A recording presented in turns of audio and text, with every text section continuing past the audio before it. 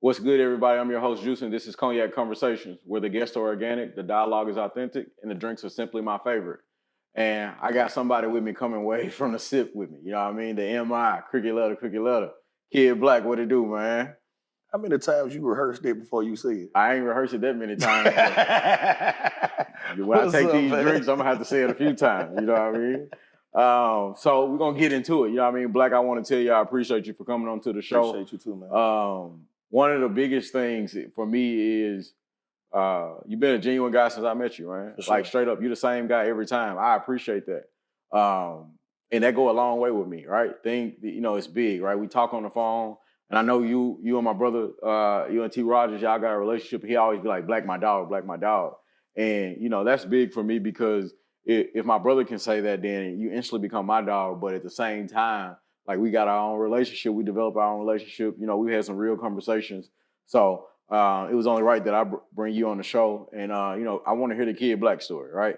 So I want to, jump right into it, right? Kid Blakk grew up in Mississippi, in Jacktown, right? Yep, Jackson. Yeah. So tell us about growing up in Jackson and then how you ended up getting to Dallas.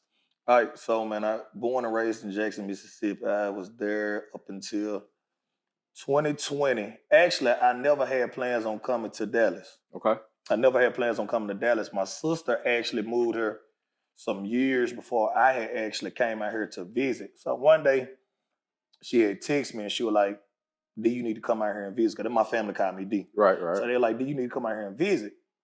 I'm like, Nisha, I'm never driving 5 to 6 hours just to come see you in Dallas. Like that'll never happen. Right. Like only way I come, like my niece had to graduate from high school or something. Like it had to be like it has to be a special occasion for me to come. But as far as me just coming to kick it, nah. Yeah. So one day I just took up on her offer and I came out here on, it had to been during a week that I came.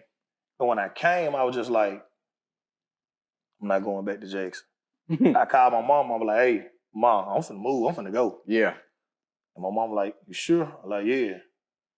She was like, oh, okay then. Do your thing. You grown, so. Yeah. So ever since then, it's been up. So I'm here. Yeah. Okay. And then at the time, too, my brother-in-law, he was kind of in the military. I think he had been deployed, too. So I stayed with my sister for a little while till his deployment was up. And then after that, man, I got out on my own and been soaring ever since. Yeah, I ain't looked back. Yeah, I get that, right? I get it. For me, I mean, I never planned on moving here either. Like, I was going to Houston, right? Like, I went to Houston in 2016 and walked into a strip club and fell in love. Yeah. They had the strip clubs going in Houston. I like the vibe. I like the culture. There's a bunch of hustlers in that city, man. So I just liked it. I understood why Drake always said Houston, Atlanta, Vegas. You know what I mean? Like Drake rap about on each one of his mixtapes, albums, he always referenced Texas, Dallas, Houston, Katy. He always referenced Texas, man. So the vibes are most definitely here. And that was the thing, man. Like I thought I was going to end up in Houston, but I always say when you have a plan, tell God and He'll laugh at you. Yeah. And so ultimately, I ended up coming to the DFW. And I established myself here. I feel like I'm established, trying to anyway. But nah, man, Dallas has been good to me. So, how was your transition though? Like, from back home, people know you, right? You got a name already. You went to college at Jackson State? No, I didn't go to Jackson State. Okay. My brother went to Jackson State. I got friends that went to Jackson State, so I kind of kicked it there a little bit. No, I never people went to knew Jackson you State. though, right? So how do you transition out here and then Kid Blakk? Like, arguably the toughest MC in the city. So nightlife, from a nightlife perspective, it was never a big transition for me because a lot of the stuff I do here, I did it in Jackson. Right. Now, Jackson is a smaller city, but the club owner I work for, or the couple of club owners I work for, like, it was kind of preparation for when I got here. Like, the big club back home was Freelance. Right. So Harvey, the club owner name is Harvey. Like, he tough. Yeah. Like, he a no-nonsense type guy. He like a high-energy type guy. So when you go in there, you have to be on your P's and Q's. So it's just like a lot of the stuff I seen from working at Freelance, I see it now in Dallas. But at the time, it was like years ago. So he was kind of ahead of his time. Yeah. Compared to like where I'm at now. So I kind of worked at like strip clubs back home. I worked at this spot called Johnny T's. Yeah. I did a little bit of some of everything, but I had started MCing when I was like 18 or 19. Yeah. But it was never nothing I really wanted to do. Right. I had a partner at the time. His name was DJ Stutterbox. He actually stay in Houston now. He don't DJ no more, but he was just like, hey, man, you got a cool little voice, man. I'm going to teach you how to MC. Right. So over the course of time, man, I got better and better. When I first started, I was trash. I mean, that's what it takes. It takes hard work. Yeah, I was trash. But over the course of time, man, I got better. My craft started to develop. So, I mean, that's where I'm in now. So Freelance, I know all about Freelance. I celebrated my 25th birthday there. And For real? So I'm going to ask you, I'm going to tell his age a little bit. In 2013, was you MCing there? Nah, DJ T. Lewis was there then. Oh, okay. Yeah, Lil Wayne, DJ T. Lewis was there then. Yeah. That's why I celebrated my 25th birthday at. So, only time I truthfully ever kicked it in Jackson, I've drove through there a few times, but I was there for a weekend. Me and my homeboys had a ball. Me and T. Rogers, actually. Yeah. Me and T. Rogers had a ball. I remember him. He drove down after he got out working. We got drunk. Now, Jackson lit. Yeah. Jackson lit. Jackson is ratchet, but Jackson a good vibe, though. I'm not going to lie. Everything I am today is because of the city, man. Yeah, like, for seriously. sure. I'm a country boy, so I like ratchet a little bit. How that drink taste for you, though? Amazing. Yeah. Well, Shout out to the bartender. Yeah. Simply Fate. I'm telling y'all better get y'all one of these. Shout out to the bartender. Amazing. And it's cognac. Nah, regardless of what you think the glass look like or the cup look like. Good cognac conversation. Yeah, that's what we finna have right here. Good cognac conversation. So, coming to Dallas, like, you say you did everything already, but like, were the DJs and promoters and club owners, like, how did you establish yourself here though? Like, how did you say, hey, I'm Kid Blakk? Really, it was through Mike Reed, my boy Mike Reed, DJ Mike Reed. So Mike Reed was already out here. As soon as I got here, I was just like, hey, I had Mike Reed number, but I never had it saved. Right. I don't save numbers. Right. I promise you I don't. I feel you. So when I hit him, I was just like, hey, Mike, I'm moving to Dallas, bro. I'm going to need your help. If anybody know Mike Reed can be an asshole from time to time. Come on now. But it was just like, he was like, Blakk, all right, bet. I'm going to plug you in with the right people. So I started out at Prime. Yeah, I remember Prime. I did a mixture of Prime and Cafe 214 a little bit. Mm-hmm. And then Juice, I started coming on Sundays to Level. Yep. So Prime, Cafe 214 at the time, and then Level on Sundays. Yeah. Shit, them the only three you really need. Yeah, for people to get to notice who you are. Yeah. At the time, outside of like the other spots that were going on. Yeah. So I met G. Davis, I met E. Grayson, and I met T. Rogers. Right. Or I may have met DeVille, but basically I met the right 3 to 4 people. Right. And God and my talent took care of the rest. Yeah, so that's really what it was. And that's what it is, right? Like, and you said some good guys, you know what I mean? Shout out to E. Grayson, G. Davis, DeVille, T. Rogers. Like, them some stand-up guys out here. Shout out to Mike Reed, too. Yeah. You know what I mean? Because, that's where I met you at. Like I said, at Level on Sundays, I remember calling like, Blakk, you don't even remember this. Like, I just remember when I got here, Mike Reed being, like I said, Mike Reed grew up about 30 minutes from where I'm from. He had that Memphis sound, and that's what I was used to. So I'm like, hey, bro, I only want to hear him, right? Yeah. So I would get in the club, buy some Hennessy, and come to the booth. I just knew Mike Reed had his homeboy sitting in the booth with him, right? And I never knew who it was, but I would also notice, like, Mike Reed to go to the bathroom, and you would make sure the party was still flowing. So it took me maybe 2 years to realize, like, bro, that was Blakk the whole time. Yeah. Because I would go up there, and y'all would always refuse my Hennessy. But ultimately, I'm gonna stay there till y'all take the shots because I want to hear some Yo Gotti. I want to hear that Memphis sound. So now, man, that's tough, man. I like to hear that. I like that story, man, because now Kid Blakk is in a nightlife. You're a household name. There's a few guys out here that truthfully hold weight when it comes to blessing that microphone from an MC standpoint And I gotta say, you up there in that tier 1. You know, and I ain't saying it just because you're on the show, but I think your work speaks for itself. You know, you got the whole Dallas to Houston coming up in a few weeks. I'm looking forward to seeing that. You coming? I'll be there. Yeah, I'm gonna be there. Straight up, I'm gonna be there. I look forward to. Yeah. I know that when you touch that microphone, man, it's different. And I've had people come out and say, like, hey, bro, that's a pastor up there. I told you this before. Like a year and a half ago. I'm going to be honest. I'd have had people say, that's a pastor up there. I'm going to be honest. A lot of people don't. I grew up in the church. I grew up in the church. In the Come on now. And when I was younger, I was kind of like over the youth. Mm-hmm. So I was like the youth pastor. Yeah. But I ultimately stepped down because I knew that my lifestyle really wasn't lining up. Not that I turned my back on God, but I was just like, I ain't finna play with it. Nah. I think that's more commendable than anything. Yeah, I ain't finna play with it. You actually recognize it, because a lot of people get up in that pulpit and play church. I don't play that. But you know, life a long thing. It's a long game, so you don't know what the future holds for you. When you're done with this nightlife, or when you finally got your direction in life going, like, things could change. So I probably got like 3 to 4 more years. Yeah. Then after that, I'm gonna focus on that. Yeah. Because ultimately, that's what I want to be, a pastor. Right.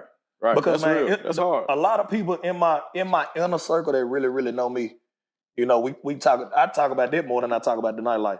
Like, even when I'm on the phone with T, it ain't about the nightlife, it's about life. Yeah, some of the substance. Yeah, it's about, like, so. That's why you sit if on the couch. If you want to call me to talk about nightlife every day, I'm gonna hang up the phone. That's why you sitting on the couch right now. Yeah, like, I don't talk about that. I got people that I talk to on the phone every day, and even though we discuss nightlife, we discuss real life. Yeah. Right? Because this right here is temporary. Yeah. You know, I'll be honest with you. I don't got 3 to 4 more years. I don't got another 12 months. Yeah. I'm doing what I can while I can, and my goal, my vision, my dream is to use this platform right here to take me to the next level and transition from that. I'll always be what I call a connector, right? I'll always be able to say, hey, I got people coming in town, they want to have a good time, and point them in the direction that they need to go. But my vision bigger. And so I feel you on that, man. Like, nah, that's big. But, you know, one of the things that I do want to talk about, I do want to touch base on, when you connect with people in the nightlife, how do you differentiate what's organic and what's not? Like, man, all in the conversation and all in the approach. Because, man, I have a great spirit of discernment for, like, what people trying to get out of me. Mm-hmm. And at the end of the day, if you're trying to get something out of me, cool. I'm going to play the game with you. Mm-hmm. Like, you can't fool me. Like, I done been around a lot of different people. I done shook a lot of different hands, and I know when somebody's genuine and when somebody being full of shit. We all know that. We grown. Yeah. So, I mean, at the end of the day, I only go where I'm appreciated in, man. Yeah. Like if I'm not appreciated there, I'm not gonna go. I'm gonna sit at the house and rub my toes together. Right. Because I don't have to be there. That's true. Like, my couch, watching TV and chilling and vibing with myself, that's fun in itself to me. Yeah.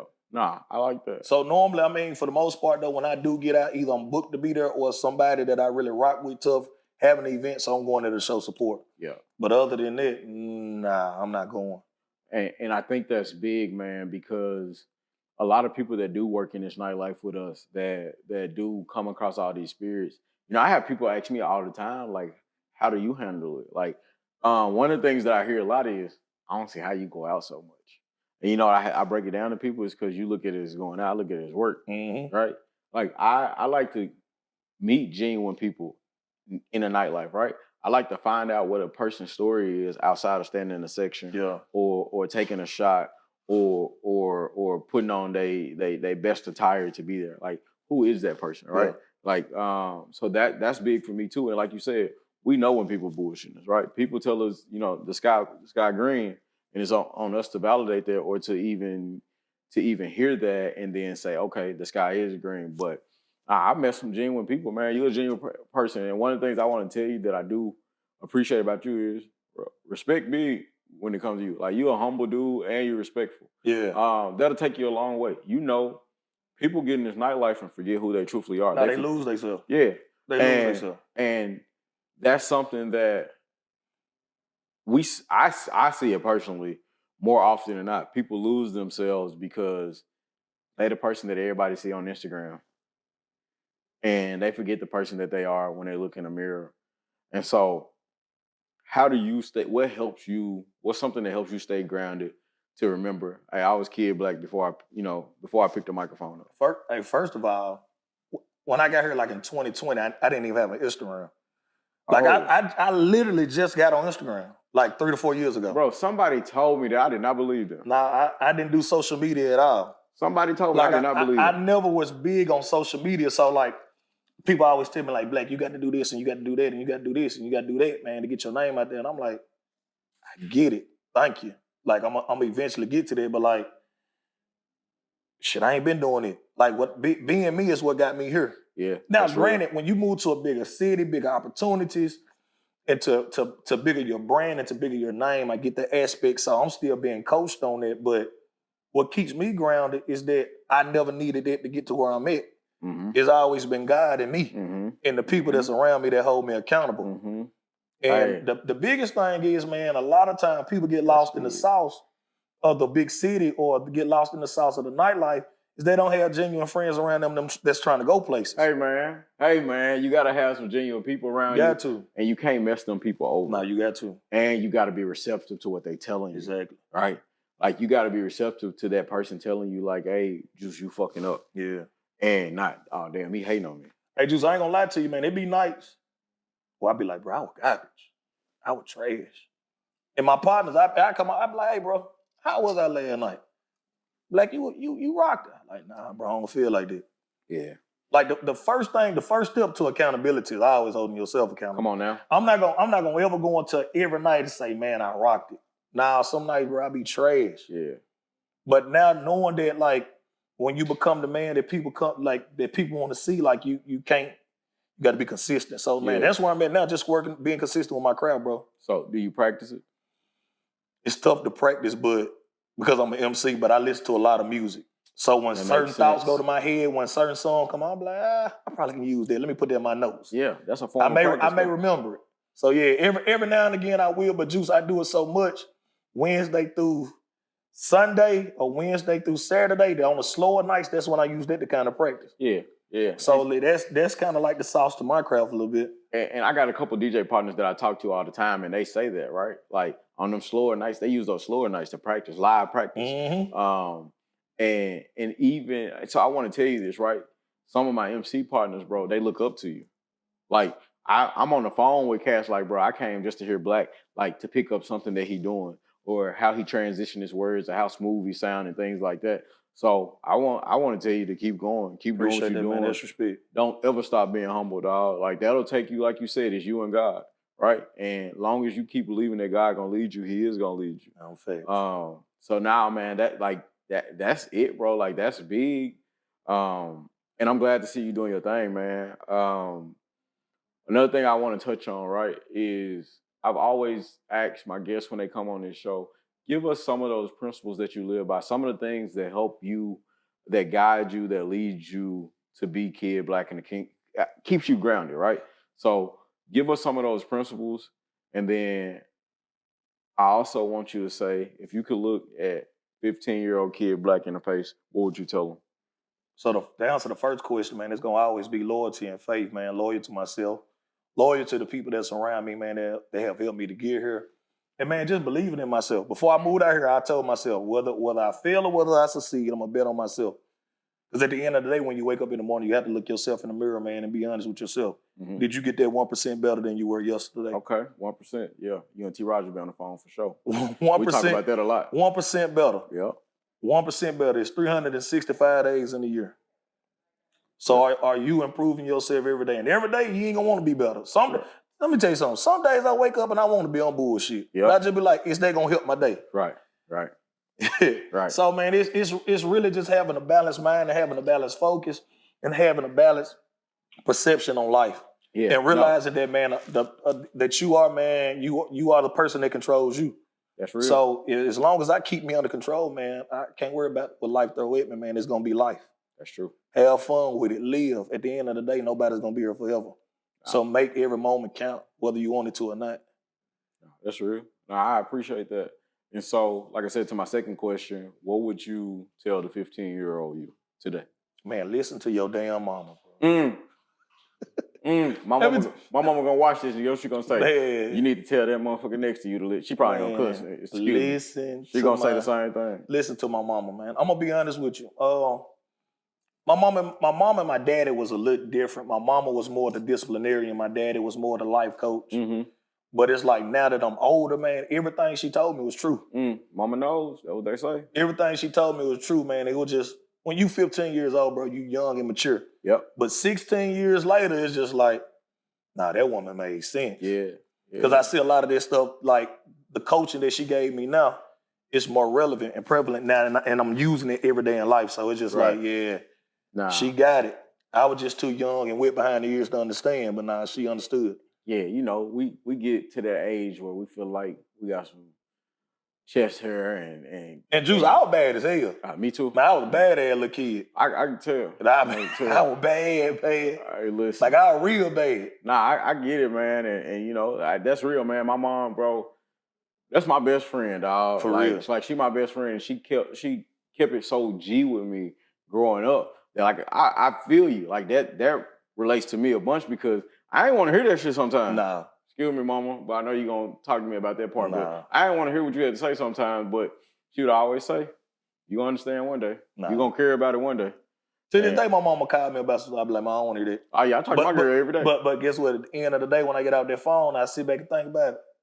I'm going to go and do the right thing. Yeah, for sure. But nah, man, so Blakk, I just want to say I appreciate you for coming on Cognac Conversations. It's been an honor. Like I said, I like to learn about people, and you coming on this show, learn a little bit about you helps me, right? It helps me become a better me.